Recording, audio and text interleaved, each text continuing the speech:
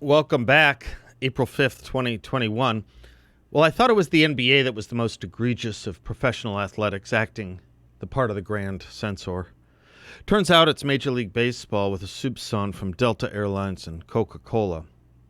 Now we know blaringly, and I hope bleedingly obviously, whose products and services not to use. I truly mean that. I mean, just in range of this show. Let's get thousands and let's get tens of thousands to stop buying Coke and flying Delta, for what they have done is come down with their wallets on one side of a political debate, and it isn't yours. Nothing more. But the side they came down on was A, wrong. B, I don't think major corporations should be engaged in partisan politics, although it is their right. But finally, C, totally unaware. I think that they are taking a partisan political position. See, a week or so ago, I was warning of a new trend, the trend of the first person, usually the Democrats and the left, to try and remove from the public conscience and discussion the notion that a highly partisan or potentially strong ideological background is to be removed from politics, thus political debate, thus making it a scientific or democratic small d certainty of unanimous common sense by effect bullying people. They'll say things like, this isn't politics or this isn't political.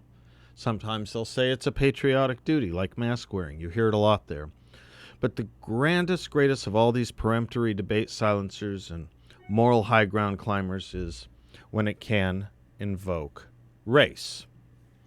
To be on the political side of the Republican Party, the side that sees race as irrelevant, and should be, to every major decision in public and private life, to be on the side we learned from Lincoln and Martin Luther King and so many in the civil rights movement, to be on that side is now ironically to be considered on the side of Neanderthals, or at a minimum, Jim Crow 2.0. And when a corporation is told this from Democratic Party operatives, you know us. We're fighting for racial justice. The other side is just trying to turn the clock back on civil rights. They're racist. That's what Democratic Party operatives say. And when they say that to heads of corporations, it's mighty tempting for a head of a corporation to just go along and say you too are against racism and want to be on the right side of history and act on what the Democratic Party is doing, which is to weaponize language and money in politics by other means, economic and ideological warfare based on lies. That's how it works. Their bill is racist, is all someone needs to say for all debate to be crushed and all sanity or character and opposing views be challenged or peremptorily dismissed. That is what this is about, stopping debate and discussion by seizing a clang word, racism, for example, that ceases the view that there are legitimate points on both sides. For if companies really cared about human rights or civil rights, the second, the legatee of the former, they'd care about the goings-on in China, where they do business. In the heart of darkness there in Xinjiang province. But they not only don't care, they are actively hypocrites and human rights abusers, far worse than anything you could imagine in America. Quoting from Fox, Delta Airlines styles itself as the most Chinese-friendly U.S. airline on their website, saying that China is, quote, leading the way on international growth, close quote, and offering a list of recent investments tailored to travelers from China. The airline also added extra flights to China during the coronavirus pandemic of 2020. China is leading the way in international growth, and Delta is committed to being the most Chinese-friendly U.S. airline, the website reads. The airline was one of many to cease describing Taiwan as a country on their website in a nod to China's territorial claims, and Delta Airlines has declined to comment on the treatment of Uyghur Muslims in China.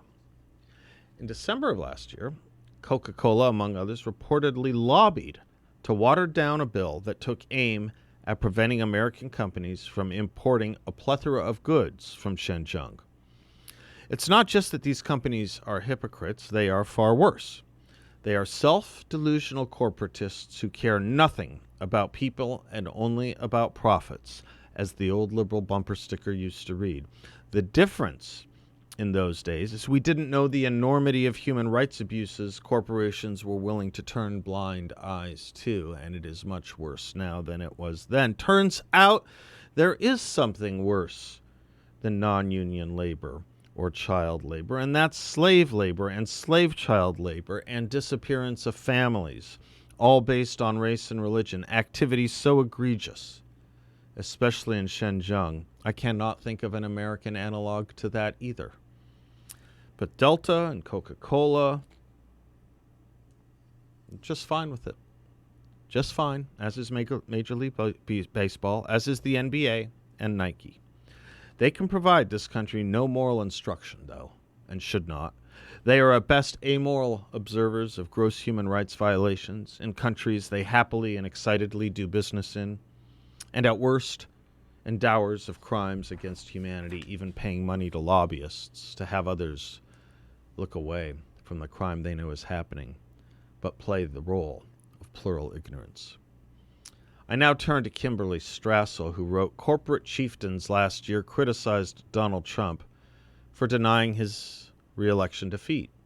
So it's quite a spectacle to see them actively spreading the left's own big lies about elections.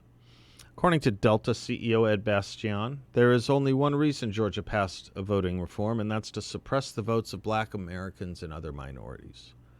Georgia's Republican legislature used the excuse of voter fraud to, quote, make it harder for many underrepresented voters to exercise their constitutional right to elect their representatives," Mr. Bastian wrote this week in a memo to employees. Mr. Bastian has plenty of company. Some 72 black executives, including the CEO of Merck and a former CEO of American Express, signed an open letter calling on corporate colleagues to fight undemocratic and un-American GOP efforts across the states that assault the fundamental tenets of our democracy. Coca-Cola, Microsoft, and Apple chimed in, and dozens more are readying their outraged press releases. Nancy Pelosi couldn't be more thrilled. Democrats and the activist left have long honed their techniques for intimidating corporations. They successfully pressured companies into withdrawing contributions from free market groups, into embracing a climate change agenda, into refraining from political contributions, and into adopting a new social investment criteria. Enlisting corporate America to help peddle a patently false narrative is their biggest success by far. The left spent last year using litigation and political pressure to alter and weaken election standards across the country. Democratic lawmakers in the Biden administration moved swiftly to cement this effort with a federal takeover of state election law. You know it as H.R. 1. Its enactment is no sure thing, so the left is trying to block election reform efforts at the state levels. Central to this campaign is the dishonest claim that Republicans are launching these efforts only because they lost the White House and because they want to cripple the minority vote. Activists have spent weeks threatening companies that didn't join them with boycotts, protests, and the label of Jim Crow racists, and companies have complied. Thus, the sight of the nation's top business leaders monotonously reciting a fact-free narrative. As they know, state legislatures are moving to reaffirm long-standing rules and restore confidence in electoral systems that were arbitrarily remade during COVID.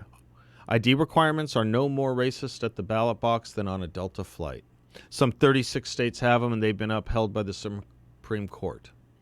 It isn't Jim Crow to codify the use of the ad hoc drop boxes that sprung up last year. It isn't voter suppression to reaffirm that activists aren't allowed to approach voters in line, especially to solicit votes with gifts. Contrary to conventional wisdom, the Georgia law does allow poll workers to provide water to those in line. The Georgia law expands voting, adding early voting on more weekends and providing additional equipment and poll workers in larger precincts. Mr. Bastian's moralizing memo fails to cite a single one of the supposedly egregious measures in the bill that will suppress the vote, although he does stress he hears his employees' pain. The letter from the 72 executives misstates the Georgia rules, suggesting the only way to satisfy the ID requirement is with a driver's license, even though 200,000 Georgians lack a license. In fact, voters can also use a free state-issued non-driver ID, and those who lack one can fulfill the requirement with a social security number or even a copy of a current utility bill, bank statement, government check, or paycheck.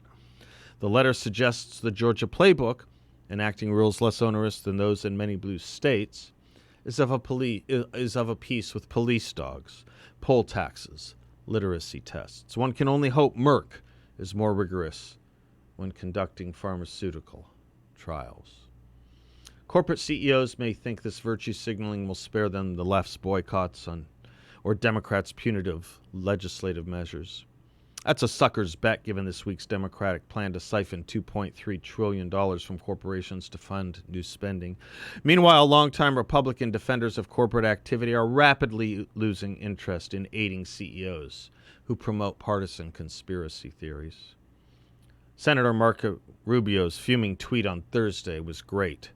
He called Delta a woke corporate hypocrite, noting that the company is business partners with the Chinese Communist Party, raking in billions of dollars in a country that doesn't even have elections. Smart executives have long understood the value of political neutrality. Corporate America is now throwing its lot in with one of the most partisan, brass-knuckle, dishonest campaigns in recent political history. It will be a long time mending fences with Republicans, if that's even possible. Thank you, Kim. I'm Seth. We'll be right back.